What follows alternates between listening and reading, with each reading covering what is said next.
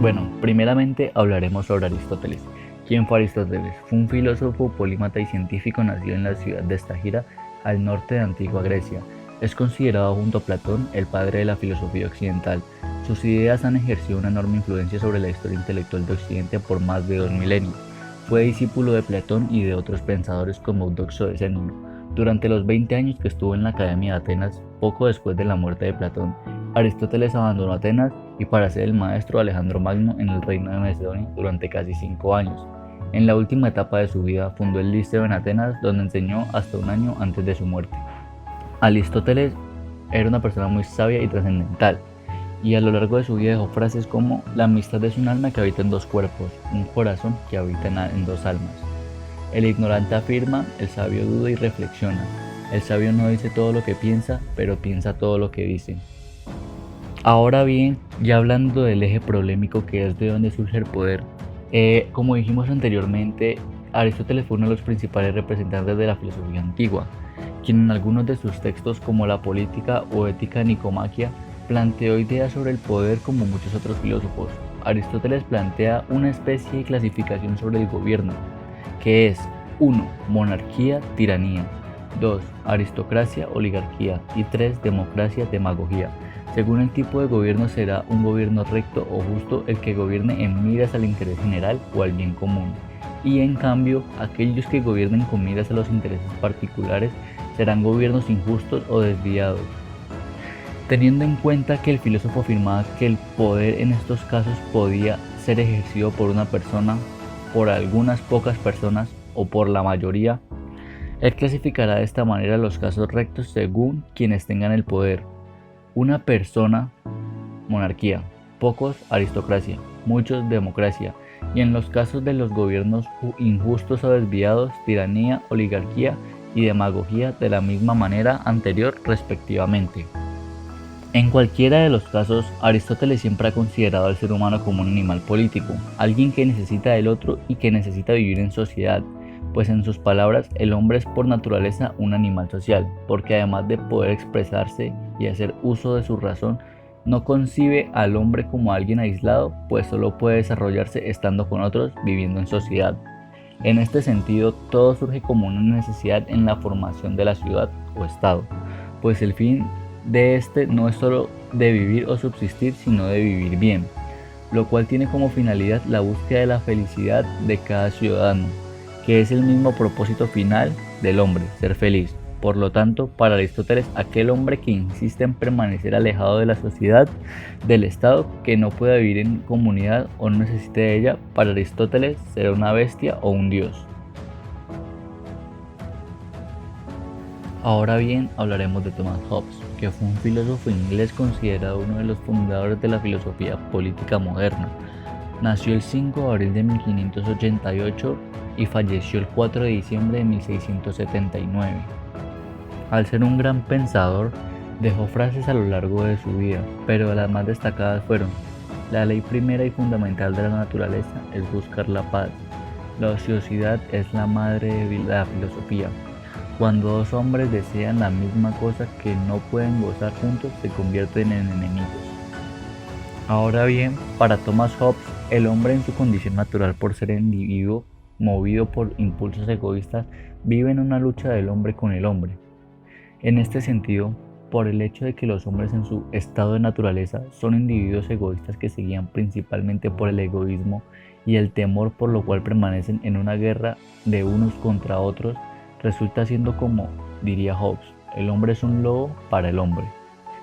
Este estado de guerra permanente no es seguro para el propio individuo, por lo cual para Hobbes esto lo llevó a realizar un pacto para poder vivir de manera segura, y en esta medida surge el estado civil como una manera de sobrevivir. Así es como se pasa del estado al estado civil, que, como dije, surge del mismo temor del hombre como una medida para no morir. Este estado de alguna manera ayuda a que el hombre se reprima sus tendencias destructoras. Toda esta coacción que conlleva el estado civil es algo que el mismo individuo necesita para poder proteger su vida misma, de su propia naturaleza, de la naturaleza del individuo en general. En esta medida, él renuncia a ciertos derechos y deseos que tiene y debe obedecer al Estado, lo cual, en palabras de Hobbes, el fin de la obediencia es la protección. Por lo tanto, se debe entender que, en últimas, el Estado para Hobbes permite que los individuos estén protegidos y garantiza su propia existencia. Así, Hobbes piensa que el poder absoluto del Estado debe recaer o debe dirigirlo una sola persona. En este caso plantea una monarquía.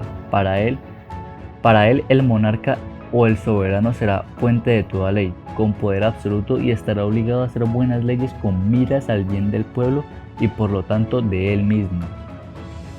En conclusión, para finalizar, podemos ver que evidentemente en ambos filósofos existen grandes diferencias en su concepción de poder, pues por un lado vemos que uno se plantea a un hombre como ser social por naturaleza que busca la felicidad y por lo tanto la virtud, mientras que otro describe a su propio individuo como un ser que es naturalmente egoísta, malo por naturaleza, individuo por naturaleza.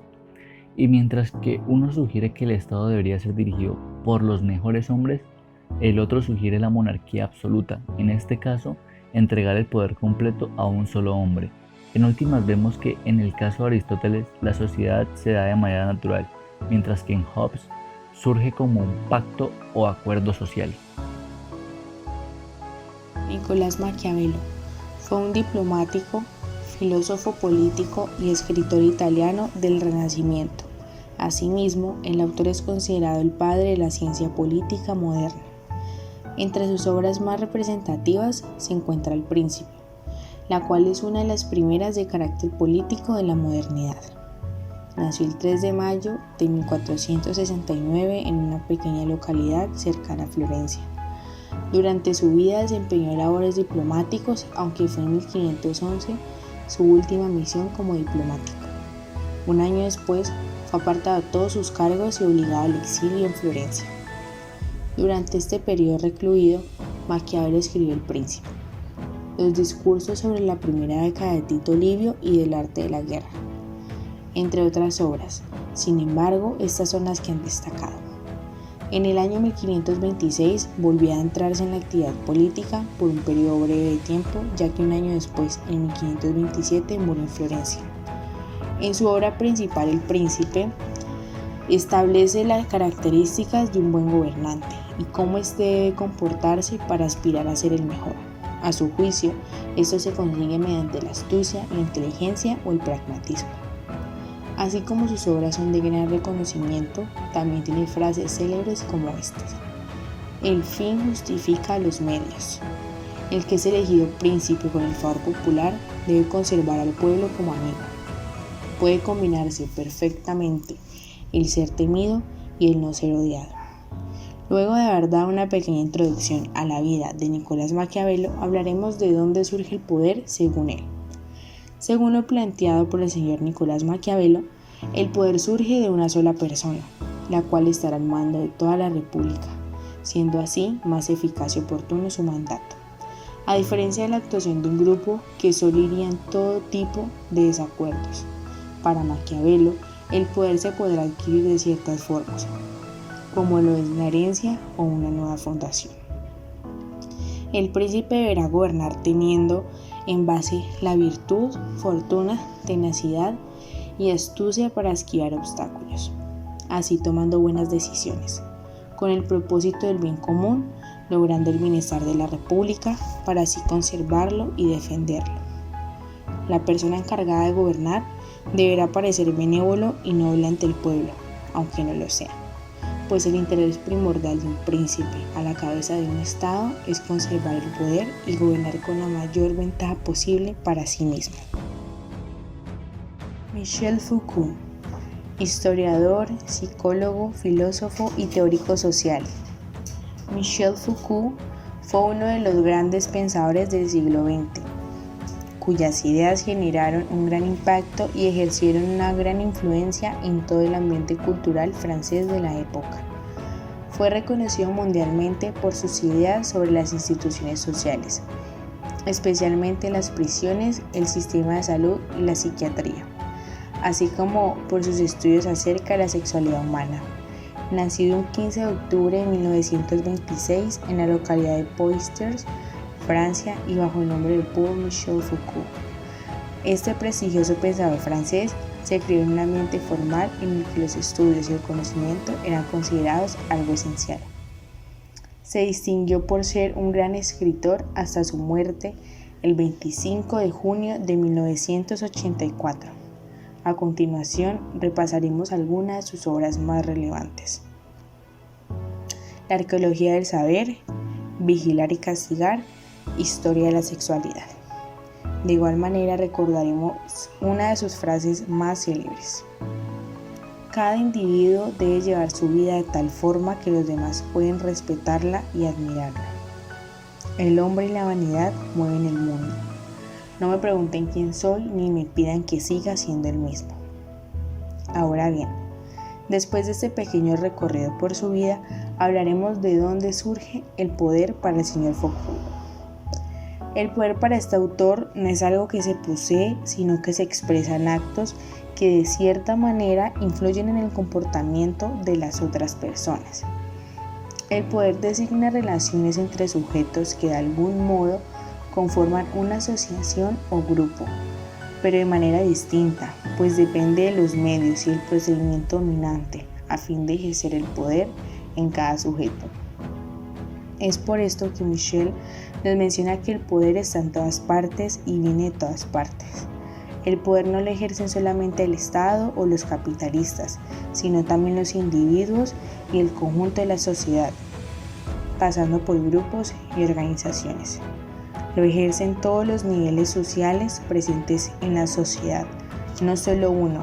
El poder no es algo que alguien tiene, sino algo que se hace a otros, una acción que afecta a las acciones de otros. Para concluir, se pueden definir puntos de vista distintos en varios aspectos en virtud de que la experiencia vivida por Maquiavelo fue en el campo de la política.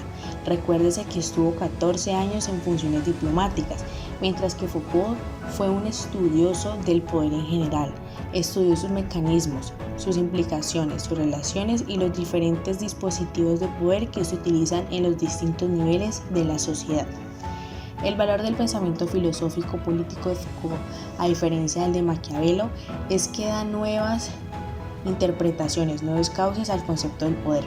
Uno de los puntos en que concuerdan los aportes de Maquiavelo y Foucault es que ambos hicieron de la historia su base fundamental para construir todo el entramado filosófico político de su legado a la humanidad.